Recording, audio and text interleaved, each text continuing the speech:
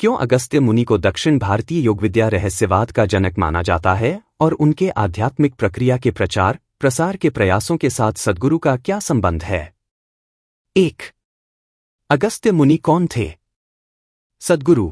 कांति सरोवर का मतलब है कृपा की झील। इसे कांति सरोवर नाम इसलिए दिया गया क्योंकि इस झील के किनारे पहली बार योग विद्या पढ़ाई गई थी। 15,000 साल से भी पहले, जब हिमालय के ऊपरी इलाकों में आदियोगी पहली बार दिखे, तो हजारों की संख्या में लोग इकट्ठा हो गए। उनका व्यक्तित्व ऐसा था कि लोग उनसे आकर्षित हो गए, पर उन्होंने कुछ नहीं कहा। वे बस बिना हिले डुले ऐसे ही महीनों तक बैठे रहे। अगर किसी को इस तरह लंबे समय तक बैठे रहना हो तो उसे अपने शारीरिक स्वभाव से परे होना चाहिए। सिर्फ 7 लोग ये बात समझ सके और वे वहीं बैठे रहे। आज इन 7 लोगों को हम सप्तर्षि कहते हैं, यानी ब्रह्मांडीय, पृथ्वी से बाहर के लोकों में रहने वाले ऋषि।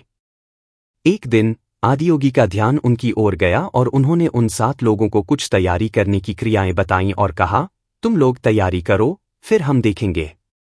जब उन्होंने देखा कि सालों की तैयारी के बाद वे 7 लोग चमकदार दृश्यों जैसे हो गए थे, तो वे कांति सरोवर के तट पर बैठ गए और उनको योग का विज्ञान समझाना शुरू किया।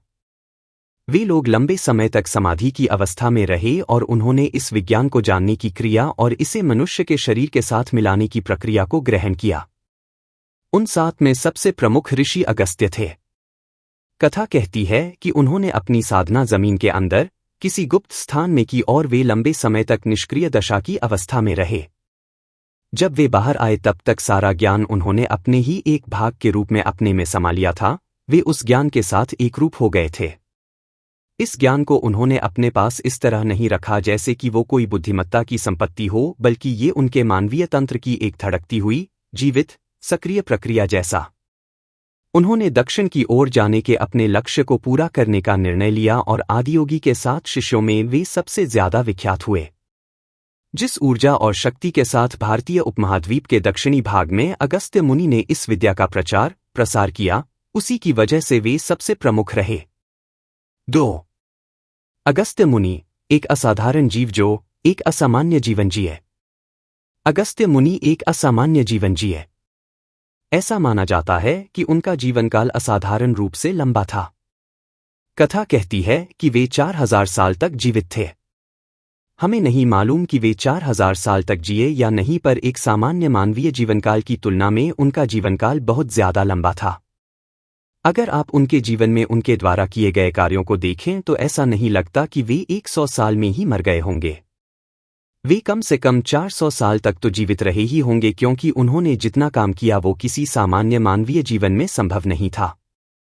आजकल हम गाड़ियों में, हवाई जहाज में घूमते हैं तो छोटे जीवनकाल में भी हम बहुत सारा काम कर लेते हैं, पर अगस्त्य जितना पैदल घूमे उतना एक सामान्य मानवीय जीवनकाल में किसी भी मनुष्य के लिए असंभव है। जरूर ही वे काफी लंबा जीवन जिए होंगे। 3. अगस्त्य मुनि, दक्षिण भारतीय योगविद्या रहस्यवाद के जनक। अगस्त्य के माध्यम से योग विज्ञान एक खास रूप में दक्षिण भारत में आया। कई तरह से अगस्त्य मुनि दक्षिण भारतीय योगविद्या रहस्यवाद के जनक हैं। दक्षिणी भारत के सभी सिद्ध अगस्त्य मुनि की परंपरा के ही हैं और दक्षिणी भारत की योगविद्या का एक अलग ही रंग ढंग है और ये अगस्त्य के कारण है। मैं जो कुछ भी करता हूं वो अगस्त्य के काम को ही थोड़ा आगे बढ़ाता है। उन्होंने एक बहुत बड़ा स्थान बनाया था। हम उसमें बस एक कमरे जितनी जगह ही उसमें जोड़ रहे हैं। आध्यात्मिकता का थोड़ा बहुत समावेश हरेक के जीवन में हो, ऐसा उन्होंने सुनिश्चित किया था। आज हमें ऐसा लग सकता है कि ये सब हमसे छूट रहा है, पर अगर आप पिछली पीढ़ी को देखें तो ये आज भी मौजूद है। दक्षिणी भारत के मामूली किसान के जीवन में भी आध्यात्मिकता का कुछ अंश तो जरूर मिलता है। ये अगस्त्य का काम है। विंध्याचल के दक्षिण में, दक्षिण भारत में कहीं भी अगर आप जाते हैं तो लगभग हर एक गांव में लोगों को ऐसा कुछ कहते सुनेंगे, अगस्त्य मुनि ने यहाँ ध्यान किया था, यहाँ इस गुफा में अगस्त्य मुनि रहे थे, इस जगह अगस्त्य मुनि ने ये पेड़ लगाया था, आदि आदि। ऐसी अंतहीन कहानियां हैं, क्योंकि वे हिमालय के दक्षिण में घूम घूम कर हर बस्ती में आध्यात्मिक प्रक्रिया ले गए थे और ये किसी शिक्षा, धर्म या किसी किस्म की फिलोसॉफी के रूप में नहीं, पर जीवन के एक भाग की तरह था। जैसे आपकी माँ ने आपको सुबह उठना और दांत साफ करना सिखाया, उसी तरह अगस्त्य मुनि ने हर जगह जाकर लोगों को आध्यात्मिक प्रक्रिया सिखाई। आज भी आप देखेंगे कि साधारण लोग भी कुछ न कुछ ऐसा करते हैं जो उन प्रक्रियाओं के बाकी बचे अवशेषों की तरह हैं, और वे यह भी नहीं जानते कि ये कोई आध्यात्मिक प्रक्रिया है। आप जिस तरह बैठते, खड़े होते, चीजें करते हैं, हर एक का कोई आध्यात्मिक आधार है। हालांकि हमारी पिछली 10 से 12 पीढ़ियां बहुत गरीबी में रही हैं, तो भी आप देखेंगे कि आज भी हमारे यहाँ लोगों में कुछ मात्रा में एक खास संतुलन, आनंद और संतोष देखने को मिलता है जो आपको दुनिया के दूसरे भागों में शायद ही मिलेगा। 4. अगस्त्य मुनि की अतुल्य विरासत, कैलाश पर्वत का दक्षिणी मुख। मेरे लिए कैलाश पर्वत एक जबरदस्त आध्यात्मिक ग्रंथालय है, ज्ञान का भंडार है। जब लोग इसे शिव का घर कहते हैं तो इसका मतलब ये नहीं है कि वे वहां आज भी बर्फ पर नृत्य कर रहे हैं। वास्तव में इसका मतलब ये है कि जो कुछ भी उनके पास था उसे उन्होंने इस जगह पर जमा कर रखा है। सिर्फ वे ही नहीं, जो कोई भी कैलाश आया उसने अपनी ऊर्जाओं का निवेश कैलाश में किया। सबसे महत्वपूर्ण बात मेरे लिए ये है कि अगस्त्य मुनि ने अपनी ऊर्जाओं का निवेश कैलाश में किया। दक्षिण भारतीय योगविद्या रहस्यवाद में जो कुछ भी है उसके स्रोत अगस्त्य ही हैं। और अगस्त्य उस सब के स्रोत हैं जो कुछ भी मैं हूं। उनके पास जो कुछ भी था उसका निवेश उन्होंने कैलाश पर्वत के दक्षिणी मुख पर किया। कैलाश की प्राकृतिक सुंदरता का वर्णन करने के लिए कोई शब्द नहीं है, पर अगर शक्ति और ऊर्जा की बात करें तो कैलाश अतुल्य है, उसकी किसी से कोई तुलना हो ही नहीं सकती। 5. अगस्त्य मुनि, सबसे पुरानी युद्ध कला, कलारीपयट्टू के रचनाकार। अगस्त्य मुनि, सबसे पुरानी युद्ध कला, कलारीपयट्टू के रचनाकार। दुनिया में कलारीपयट्टू शायद सबसे पुरानी युद्ध कला है। शुरुआत में मूल रूप से ये अगस्त्य मुनि ने ही सिखाई। युद्ध कला का मतलब सिर्फ लात या मुक्के मारना या हथियार से घाव करना ही नहीं है। अपने शरीर को हर संभव तरीके से किस तरह उपयोग में लाया जाता है, ये सीखना ही युद्ध कला है। इसमें सिर्फ व्यायाम और सतर्कता के दूसरे पहलू ही नहीं बल्कि ऊर्जा प्रणाली को समझना भी शामिल है। कलारी चिकित्सा और कलारी मर्म भी इसके भाग हैं, और ये शरीर के रहस्यों को जानने के लिए है कि कैसे शरीर खुद को जल्दी ठीक करे और हमेशा सुधार की प्रक्रिया में रहे। आजकल के समय में शायद ऐसे बहुत कम कलारी साधक हैं जो इस कला में पर्याप्त समय, ऊर्जा और ध्यान लगाएं। अगर आप इसमें गहरे उतरें तो स्वाभाविक रूप से आप योग की तरफ मुड़ेंगे, क्योंकि अगस्त्य मुनि से हमें जो कुछ मिला है वो आध्यात्मिकता के सिवा कुछ और नहीं हो सकता। ये भी खोज करने का एक और तरीका है। शरीर के ऐसे भी आयाम हैं जिन्हें अब तक खोजा नहीं गया है।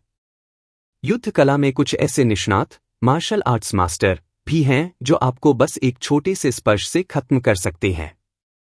पर सिर्फ छूकर किसी को मार डालना कोई बड़ी बात नहीं है। अगर आप किसी मरे हुए इंसान को छूकर जीवित कर सकें तो वो एक बड़ी बात होगी। एक आसान से स्पर्श से सारे तंत्र को जागृत किया जा सकता है। अगर आप इस मानवीय तंत्र को समझें तो ये अपने आप में पूरा ब्रह्मांड है। यहां बैठे हुए ये जबरदस्त चीजें कर सकता है। कलारी इसका ज्यादा सक्रिय रूप है। 6. अगस्त्य मुनि, सिद्ध वैद्य परंपरा के संस्थापक। अगस्त्य मुनि सिद्ध वैद्य परंपरा के संस्थापक यौगिक विज्ञान से क्रमिक विकास करते हुए ही अगस्त्य मुनि ने औषधीय विज्ञान की ये प्रणाली बनाई। कहा जाता है कि खुद आदियोगी इसका इस्तेमाल करते थे और अगस्त्य इस प्रणाली को दक्षिणी भारत में ले आए। ये स्वभाव से तात्विक यानी तत्वों की समझ पर आधारित है। इस प्रणाली में काम करने के लिए पढ़ाई से ज्यादा जरूरी है तत्वों पर अंदरूनी अधिकार पाना। मूल रूप से इसका स्वभाव तात्विक होने की वजह यह है कि ये ज्यादातर यौगिक विज्ञान से आई है, क्योंकि यौगिक विज्ञान का आधारभूत शुद्धि है, यानी अपने तत्वों की सफाई। 7. अगस्त्य मुनि के अद्भुत जीवन से हम क्या सीख सकते हैं? अगस्त्य मुनि के अद्भुत जीवन से हम क्या सीख सकते हैं? जब हम अगस्त्य और दूसरे सप्तर्षियों की ओर देखते हैं तो आश्चर्य से हमारा मुंह खुला का खुला रह जाता है, क्योंकि ये मनुष्य नहीं लगते। वे हमें कुछ खास लग सकते हैं, पर मूल रूप से उन्होंने खुद को अच्छी तरह बनाया है, बढ़ाया है। उनकी आकांक्षा, उनका दृढ़ निश्चय, उनका कभी न टूटने वाला फोकस, जिसके लिए उनके पास कोई साथ, सहयोग या सहारा भी नहीं था, उनका लंबे समय तक काम करते रहना, तब भी जब उन्हें अनदेखा किया गया, उनकी परवाह नहीं की गई, ये सारी बातें उनका सबसे ज्यादा महत्वपूर्ण पहलू है। उन्हें इससे कोई फर्क नहीं पड़ता अगर ये तैयारी करते करते उन्हें 84 जन्म भी लग जाते।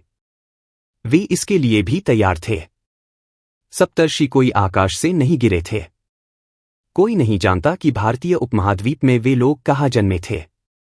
साधारण सी किन्हीं जगहों पर किन्हीं साधारण स्त्रियों ने उन्हें जन्म दिया होगा।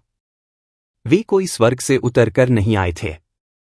उन्होंने खुद को तैयार किया, बनाया, बढ़ाया। उनकी जीवन गाथाओं के बारे में यही बात महत्वपूर्ण है।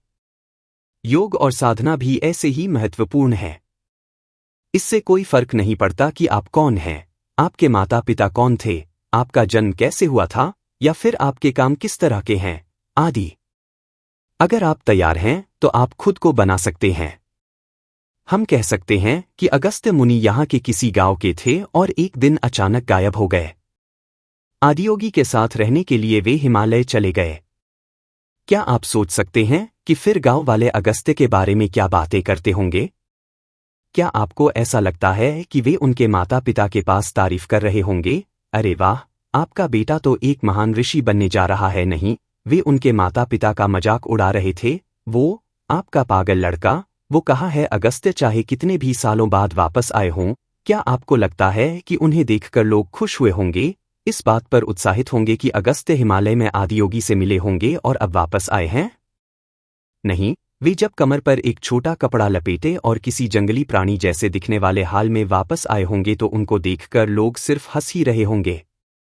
आज हम उस अद्भुत व्यक्ति पर आश्चर्यचकित और खुश होकर कह रहे हैं कि वे कितने महान थे, पर उनके समय में उन्हें कोई नहीं मानता था, कोई उनकी तारीफ नहीं करता था, उनके लिए किसी ने ताली नहीं बजाई।